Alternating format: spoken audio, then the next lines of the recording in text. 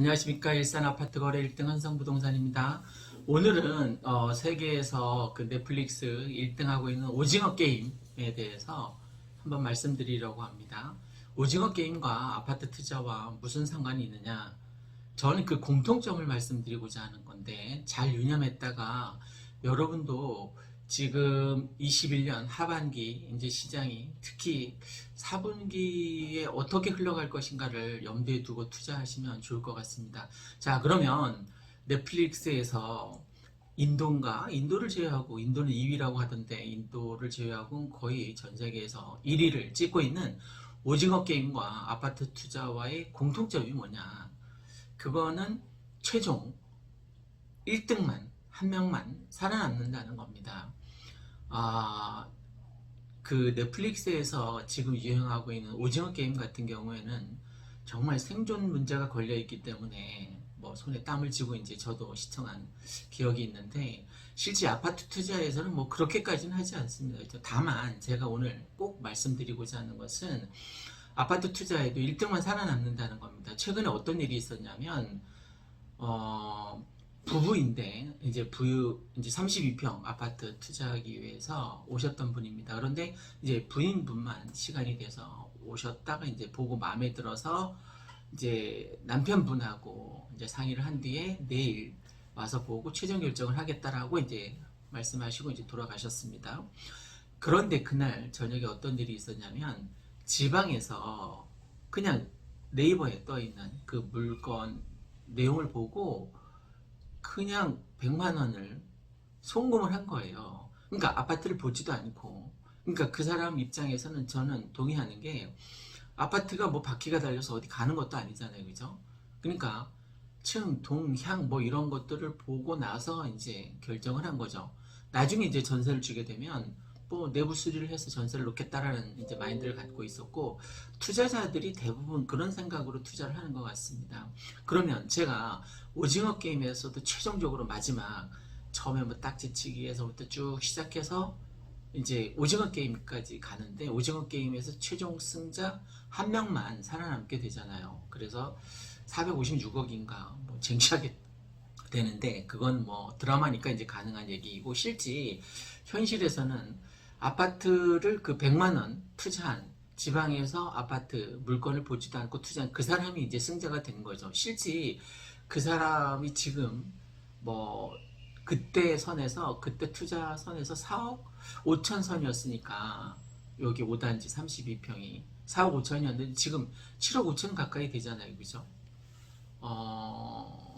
그러니까 충분히 투자 수익이 굉장히 많이 남은 거죠. 물론 그 넷플릭스의 오징어 게임만큼은 아니지만 자, 제가 오늘 말씀드리고자 하는 것은 최근 이제 4분기 21년 4분기 동향을 이제 말씀드리고자 하는 내용의 일부분입니다. 지금 다주택자는 전혀 거의 투자자로 몰려올 수도 없을 뿐더러 몰려오지도 않습니다. 그럼 실제 지금 투자하는 사람들은 누구냐 하면 20, 30대가 더 굉장히 많은 편이에요. 그러니까 전세 살다가는 아파트를 장만하기가 뭐 이생망이라고 하는 그 내용이겠죠. 아파트를 장만하기가 힘드니까 그냥 정말 무리를 해서 아빠 찬스를 쓰든 엄마 찬스를 쓰든 어쨌든 무리를 해서라도 아파트를 사야겠다는 사람과 또는 서울 쪽에서 살다가 전세가가 너무 이제 가파르게 치솟다 보니까 거기서 밀려난 수요라고 볼 수 있습니다. 계속 이사 다니는 거 이제 지친 거죠, 전세 살기에. 그래서 서울에 전세 살 비용이면 여기 일산 백마마을에 와서 충분히 괜찮은 아파트 살 수 있으니까 실거주자, 실수요자만 와서 이제 아파트를 사기 때문에 지금 거의 거래 절벽인 상태가 맞습니다. 거래는 절벽이지만 최고가를 계속 경신한단 말입니다. 그러면 아파트 가격이 올라가고 있다는 거죠.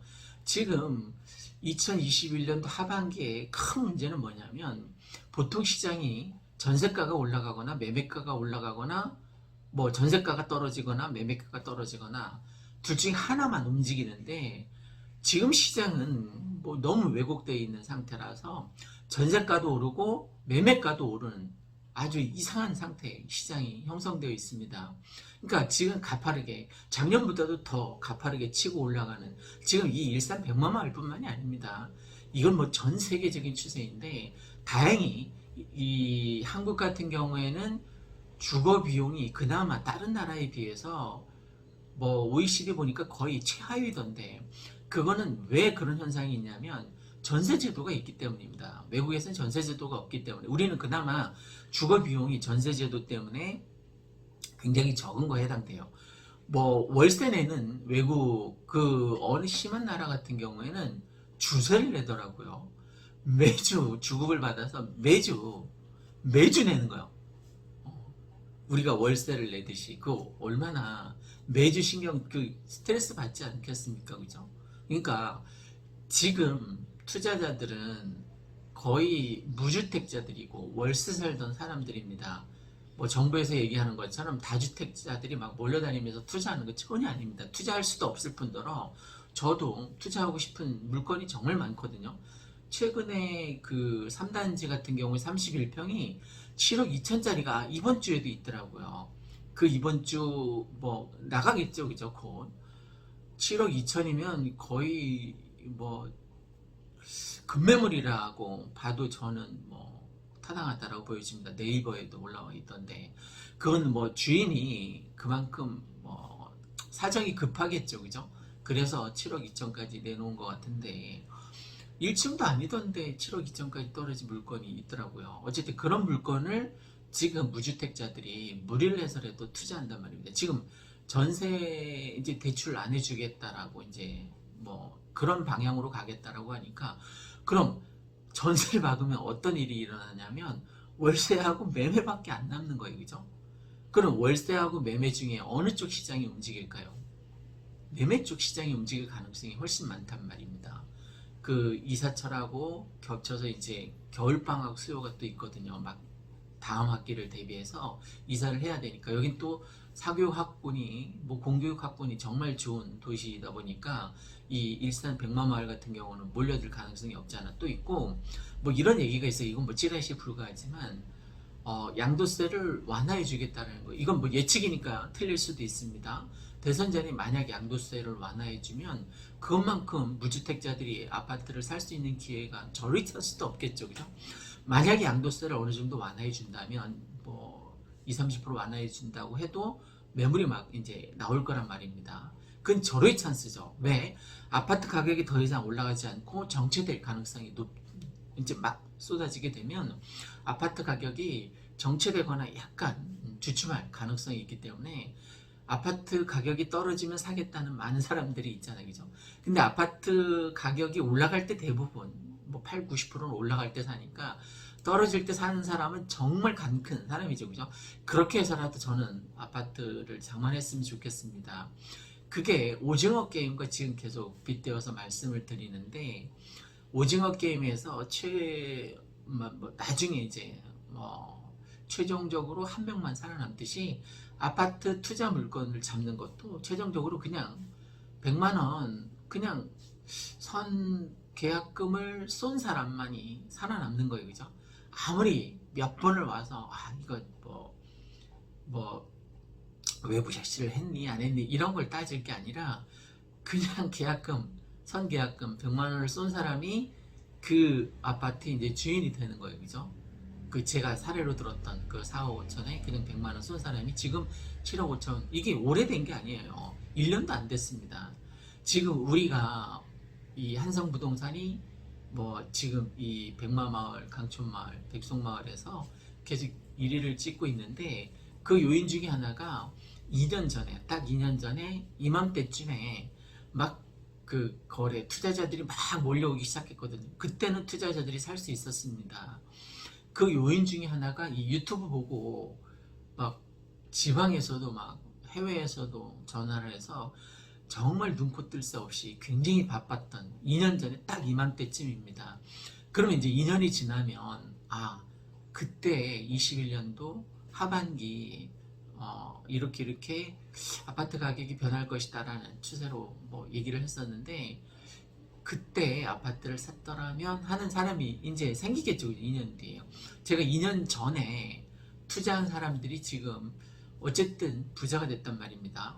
여기서 부자의 기준은 뭐 치킨과 피자를 시켜 먹고 싶을 때 시켜 먹는, 뭐 부자가 돈이 정말 뭐 수백억 있는 이런 개념이 아닙니다. 지금 많이 말이 되고 있는 뭐 50억 퇴직금을 받니 안 받니 이런 개념이 아니라 50억이 뭐 상위 뭐 1%, 0. 몇 프로 되겠죠, 그죠?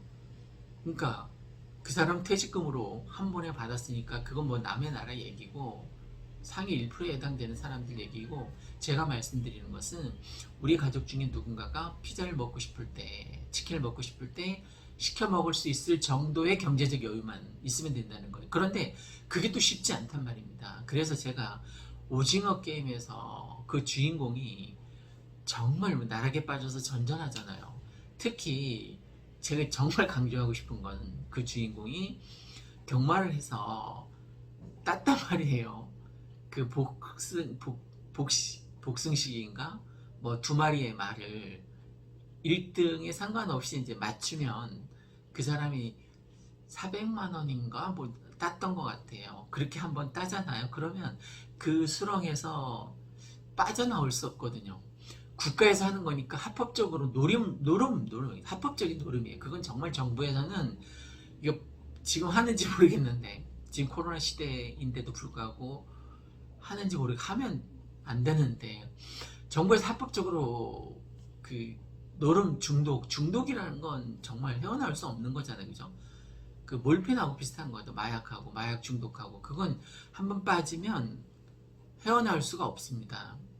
정말 나한테 원수가 있으면 경마장 가서 몇 번 자금을 대주면 그 사람은 끝도 없이 나락으로 빠지게 될 겁니다. 아파트 다 팔아먹고 차 다 팔아먹고 끝도 없이 온 가족이 나락으로 빠져든 뒤에도 정신을 못 차리는 게 노름이거든요.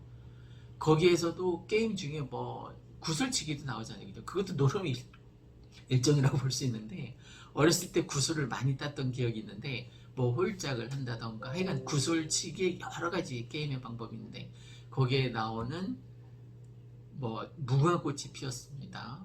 아니면 줄다리기라던가 딱지치기라던가, 아니면 나중에 뭐 구슬치기, 뭐 오징어 게임, 이런 것들이 어렸을 때 정말 우리가 즐겼던 그 전통놀이에 해당되지만, 결과적으로는 정말 끔찍한 1등만 살아남는 456명 중에서 1등만 살아남는 극단적인 어떤 폐해를 나타내고 있는데, 이게 현실에 적용되면 아파트 투자한 사람 그 100만 원을 선계약금을 쏜 사람과 그렇지 않은 사람 이렇게 양분된다라고 볼 수 있는데, 제가 이 일을 한 2년 정도 하다 보니까 어떤 사람이 부자가 되냐면 그냥 쏜 사람, 계약금을 쏜 사람이 부자가 됐어요. 지금 계속 19년도부터 2년 전부터 계속 이런 현상이 계속돼요. 아파트 가격은 계속 천정부지로 오르고 있으니까 올라갈 때 아파트에 투자하는 게 뭐 대부분 사람 심리니까 그런 현상이 일어나는 것 같은데, 여러분도 현실에서 오징어 게임에 해당되는 이 아파트 투자에서 승자가 되기 위해서는 그냥 100만 원을 계약금을 쏘는, 뭐 그게 200만 원으로 다시 돌려주면 계약이 파기될 수도 있기 때문에 100만 원은 좀 위험 부담이 없지 않아 있습니다만, 어쨌든 여유가 되면 좀 더 많은 한 500만 원 정도 계약금으로 쏘면 내가 부자가 될 수 있는 그런 사람 정말 많이 봤습니다. 300명 넘게 봤어요. 그러니까 투자한 사람과 그렇지 않은 사람, 계속 그 전세로 사는 사람들과, 그리고 갭 투이지만 전세 끼고 사두는 사람과는 천진 차이거든요. 아파트 가격이 떨어지면 누가 더 갈등하겠습니까? 전세 사는 사람들, 월세 사는 사람들이 더 갈등할 소지가 더 많거든요. 이 세상에 살면서 갈등의 근본적인 원인, 뭐 오징어 게임에서도 욕망의 그 1차적인 원인이 돈이었지 않습니까? 그죠? 계속 밑바닥 사는 그 사람들이 돈 때문에 그 몇백억 하는 그 돈 때문에 목숨을 걸었단 말이에요. 현실에서도 마찬가지죠. 우리나라가 정말 OECD 국가 중에서 정말 비극적인, 뭐 극단적인 선택을 하는 그 1위 국가로 낙인이 찍혀 있는데, 그 기절을 파고 들어가다 보면 돈 때문에 그럴 수도 있다라는 거. 그러니까 여러분이 제발 오징어 게임에서 승자가 되기 위해서는 그냥 100만원, 500만원 계약금으로 쏘는 방법이 가장 저는 현명하다라고 생각됩니다. 제가 계속 아파트에 투자하십시오 그런 얘기를 하니까 상승론자라는 취지로 저를 안 좋게 보는 사람도 없지 않아 있을 것 같은데, 저는 정말 제 주변에 있는 사람들이 피자 먹고 싶을 때 시켜 먹을 수 있는 경제적 그 정도는 좀 됐으면 하는 마음에서 진정성 있게 말씀드리는 거니까 오해하지 않았으면 좋겠습니다. 오늘은 오징어 게임에 빗대어서 과연 생존자가 되기 위해서는 아파트 투자 이 시장에서 4분기도 2021년 이 하반기, 4분기 특히 아파트 가격이 계속 상승할 것 같으니까 언제까지? 창릉 입주 때까지. 그게 28년 이내에는 창릉 입주할 것 같지 않습니다. 그러니까 계속 아파트 가격이 상승할 것 같으니까 여러분이 오징어 게임에서 승자가 되기 위해서는 그냥 지르는 방법이 가장 현명하다라는 말씀을 드립니다. 참고로 31평 3단지 100만마을 3단지 31평 아직 7억 2천 물건이 급매물이 있으니까 투자하셨으면 좋겠습니다. 가까운 부동산에 가셔서 알아보셔도 충분히 잘 투자하실 수 있으니까 가까운 부동산에 가서 알아보시면 좋을 것 같습니다. 화창한 가을, 이제 천고마비의 시대가 다가왔습니다. 책도 많이 읽으시고 여러분의 마음에 살붙이고 또 경제적으로 윤택해지는 그런 늦가을이 되었으면 좋겠습니다. 감사합니다.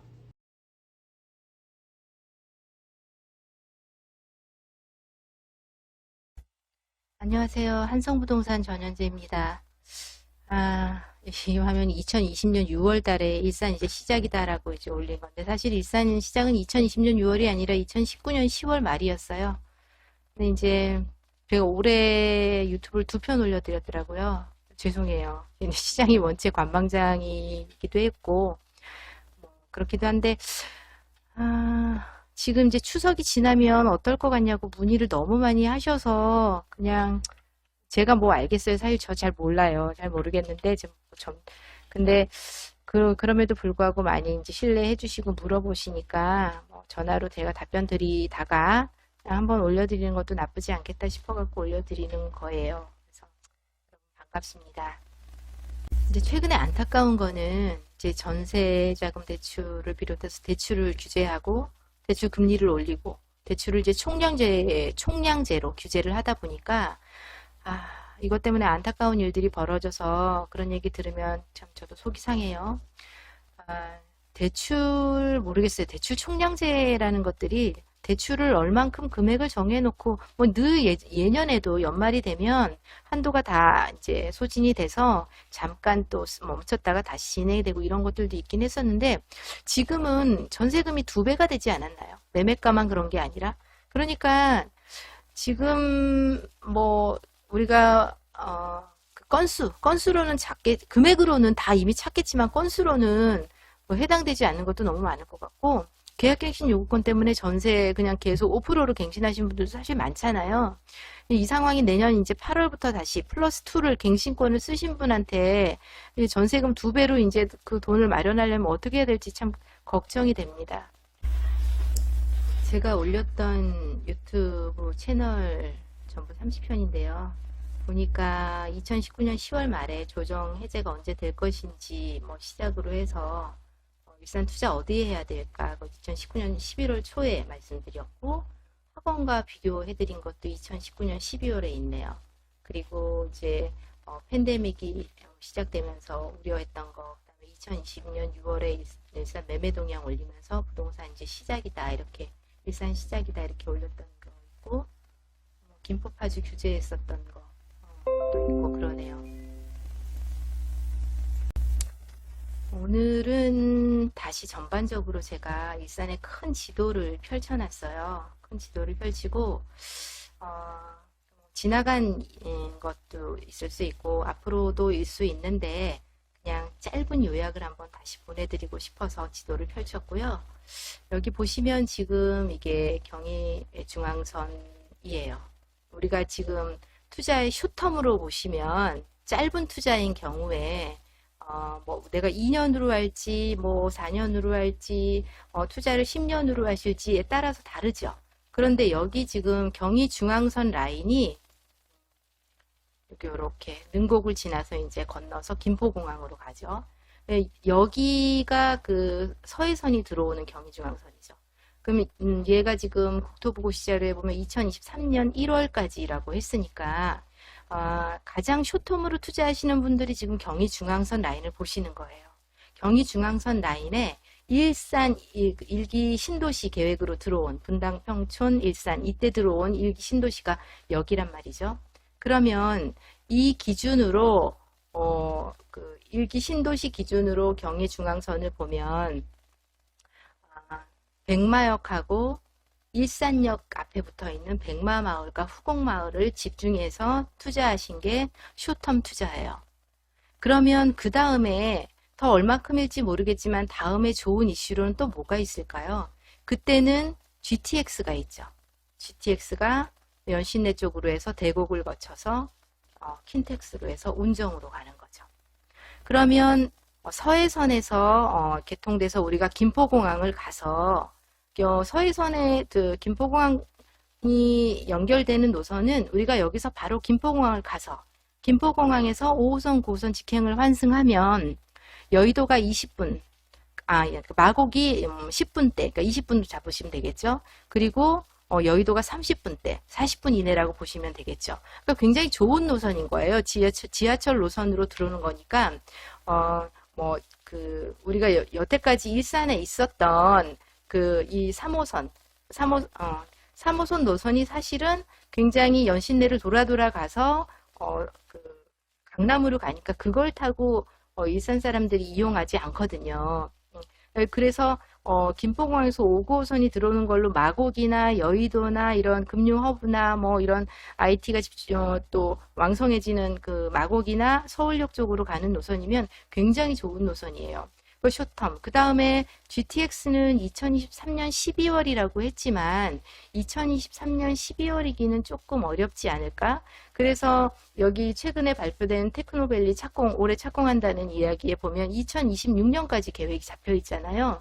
그러면 그 2026년 정도 즈음에 GTX도 개통이 되겠구나. 이렇게 보시면 그 다음 텀을 예로 보시면 되는 거예요. 그리고 나면 첫 번째가 경의중앙선의 서해선, 두 번째가 킨텍스가 완공되는 그 시점, 그 다음에 세 번째로는 아마 일기 일산 신도시 계획으로 들어온 이 일산이 3호선 기준으로 이렇게 입주가 쭉 차 올라간 거거든요. 근데 여기가 올 곳이 30년이 된단 말이에요. 그러면 재건축이나 리모델링에 대한 이야기도 GTX 개통 즈음이 되면 훨씬 더 가시화 되겠죠.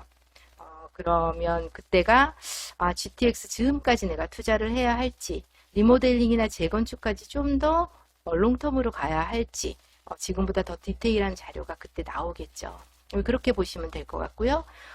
또한 여기에 그 서구의 인천 2호선이 이렇게 김포에서 킨텍스 쪽으로 해서 이렇게 지금 예정이 되어 있어요. 근데 얘는 사실은 지금 이거를 화두로 설명하기에는 아직 언제 될지를 사실 모르겠어요. 그래서 아직 뭐 이거 일산에 리모델링 되니까 집 사세요라고 얘기하는 것처럼 아직은 조금 막연한 이야기일 수 있고요. 이제 부동산 거래량이나 상승률을 보면 일산 동구, 서구, 뭐 덕양구가 늘 손가락 안에 들어 있어요. 그 중심에는 또 어떤 게 있냐면 여기 킨텍스 여기 신규 택지 지역 여기가 일산 동구랑 서구가 일부 포함되어 있어요. 뭐 서구, 동구 해가지고 신규 택지 가격이 같이 포함이 되어 있고 마찬가지로 덕양구 같은 경우에도 뭐 삼성이나 지축이나 이런 신규 택지의 가격들이 들어가 있어요. 그래서 거기에 평당가가 같이 노출되는 거고 거래량이 같이 노출되는 거라고 약간 볼 수 있어요.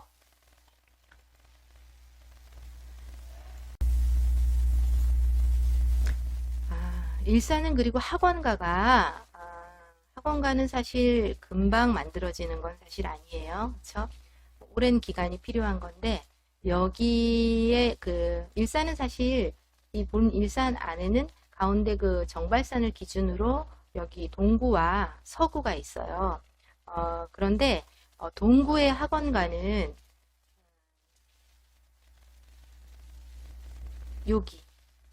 여기가 동구 학원가예요. 그리고 여기는 서구의 학원가예요. 사이즈도 거의 비슷하고 지금 학원들의 분위기 추세도 대형 학원은 지금 거의 없고 중소형 학원들이고 지금 요즘 뭐 코로나 상황에서 학원을 잘 버티고 계신 원장님 선생님들한테 진짜 박수를 보내드리고 싶을 정도예요. 그리고 여기에 그 가운데 토막에 있는 강촌 마을이 동구에서는 그 정발 초중으로 선호 학군 수요 지역이고요. 여기 서구는 여기 오마초중 이쪽이 지금 학군 수요 지역이에요. 초기에는 3호선 기준으로 말씀드렸다시피 3호선 기준으로 여기랑 주염역이랑 마두역 쪽이 굉장히 강세였는데 지금 최근 경의중앙선 라인으로 많이 투자가 많이 붙었죠. 그리고 최근에는 그 킨텍스 주변 지역으로 여기가 또 물건이 없을 정도로 많이 손님이 붙어 있어요.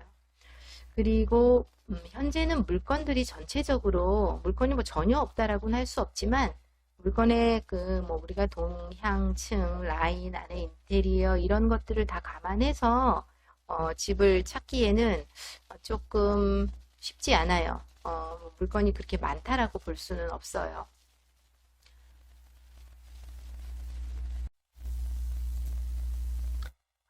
일산이 뭐 동구가 좋다, 서구가 좋다, 덕양구가 좋다 이렇게 말할 수는 없어요. 그렇지만 또 그 개인의 호불호에 따라서 선점하는 지역들이 조금 우선순위가 당연히 있겠죠. 그래서 어쨌든 2019년 그 초기에 시작된 건 여기고요. 킨텍스 지역이 좋은지는 알겠는데 킨텍스의 신규 택지로 들어가기에는 너무 이제 부담이 크고 구축과 신축이 일단 가격에 차이가 있고 구축에서 우리가 조금 얻을 수 있는 효과들이 이제 일기 신도시들이 원체 오래됐기 때문에 그 가능성을 이제 많이 생각하시는 것 같고 신축은 너무 많이 가격이 비싸서 접근하기가 좀 힘들어 하는 그런 부분이 좀 있어요. 그리고 이제 눈으로 보시면 동구 쪽이 조금 밀도가 좀 적고 서구는 밀도가 조금 높아요. 그 다음 구일산까지 포함하기 때문에 밀도가 조금 높고 그 다음 여기 뭐 서울에서 들어온다라고 치면 동구를 지나서 서구로 가시는 분들이나 탄현 중산 쪽으로 가시는 분들은 사실은 동구 초입에서 여기까지 가는데 자차로도 한 15분 정도 더 걸린다고 제가 들었어요. 그런 부분이 있고 서구의 여기 일산역 근처에는 작은 평형이 그래도 좀 꽤 있는데 동구의 백마마을 쪽은 대형 평수가 좀 많이 있습니다. 그래 대형 평수가 퍼센테이지로 한 58%가 넘는다고 들었고요. 그 다음 이제 초중에 근거리 배정으로 학구는 가운데 토막을 아까 동구나 서구나 다 좋아한다고 말씀드렸고요. 고등학교 학군으로는 지금 동구에 있는 인문계 고등학교들, 서구에 있는 실업계 고등학교들 3개를 포함해서 있기 때문에 고등학교 학군으로는 동구가 좀 더 좋다라고 할 수 있을 것 같아요. 서구 쪽에 킨텍스를 메인으로 보시는 분이 계시고요. 그 다음에 그 대곡역을 메인으로 보시는 분이 계세요. 대곡역이 개발이 되려면 여기 사실 조감도상으로는 서구의 킨텍스가 뭐 라이브시티나 한류월드나 테크노밸리 해가지고 이제 조감도들 다 나와 있고 여기에 그 대곡 역세권도 조감도는 다 나와 있지만 이게 대곡 역세권이 개발이 좀 활발하게 될 수 있도록 그 지역을 대표하는 정치하시는 분들이 좀 정말 앞장서서 좀 진행이 빨리 될 수 있도록 해주시면 좋겠는데 이 대곡 역세권을 기준으로 일산을 보자면 일단 동구가 일단 선호가 되겠죠. 그리고 아무래도 평수가 큰 것들이 많고 서울 접근성이 훨씬 좋다라는 것도 무시할 수가 없어요. 그리고 서구 쪽에 킨텍스를 보시는 분들은 또 여기 서구 킨텍스의 밀집 지역을 1군지로 보고 있어요. 그래서 뭐 제가 이걸 어디가 좋다, 어디가 나쁘다라고 말씀드리는 건 절대 아니니까 그냥 전반적인 투자에 대한 이야기를 하는 거니까 선택은 여러분들이 하시면 될 것 같습니다. 대곡역 기준으로 지금 지하철 노선도를 한번 제가 PPT 만들어 봤는데요. 대곡역은 사실은 6개 노선이 환승되는 GTX-A의 거대 환승역이죠. 삼청이 그렇고 청량리가 그렇듯이 GTX-A의 거대 환승역인데 지금 GTX-A가 공사 중이에요. 이건 우리가 뭐 서울역이나 삼성을 바로 이제 단시간에 갈 수 있고 서해선 지금 그 제가 말씀드렸던 소사선 쇼텀으로 보시는 분들의 서해선이 김포공항에 가면 우리가 마곡이나 여의도 환승해서 가실 수 있는 거죠.